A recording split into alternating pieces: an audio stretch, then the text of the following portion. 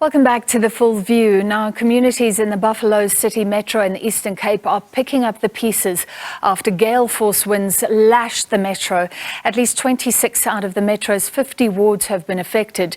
The winds have also claimed one life after a wall collapsed on a woman from Potsdam while she was sleeping.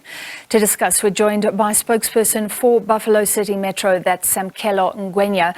Mr. Ngwenya, thank you for being with us. What a terrible death. Does this lady crushed in her sleep remain the only fatality? Let's start there. Good evening, Francis. Gets worse. Today's Disaster Management Center operations meeting has confirmed that we've got another fatality. The second person who passed away due to this disaster is a young man from the Stony Drift informal settlement. His shack was gutted by a tree and fell over him. His friend was taken to the Frere Hospital, but unfortunately he didn't make it, so the number has risen now to 2. All right. I mean, that is so sad. So these are both people in informal structures. Is that correct? Which shows how vulnerable people are living in the weaker informal structures. Yes, it's informal because the young man was in a shack and then the old lady was in a village house, so in a way it is not formal structures.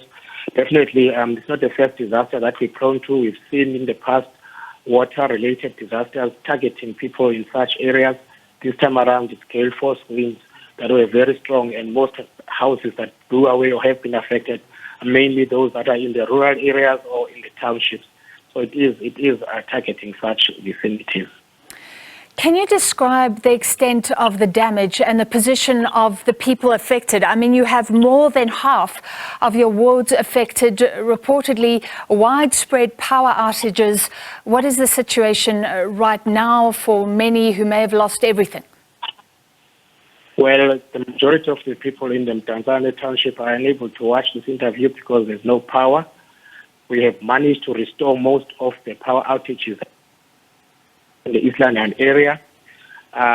We have received report from the Amatola Water Board that the areas of Bisho, Ekone, as well as surrounding villages are going to be affected by water outages this evening. Of course, we have been out there surveying all the houses that have been affected, and we have been trying to give some form of assistance thanks to some of the NGOs that are on board. But the situation is quite bad. The most affected ward is Ward 24. And the number of wards that have been affected have risen from 26 to 28. We will be accommodating some people in the 10 Tanzania Hall this evening as part of our relief efforts, and we're taking it 1 hour at a time. Currently, right now, the executive of the leadership of the institution is having a meeting with an MEC of COCTA to try and see what interventions can be made in the Buffalo City Metro. All right, the rough weather has been fatal. Thank you very much to the Buffalo City Metro spokesperson, Samkelo Ngwenya, confirming that a second person has died.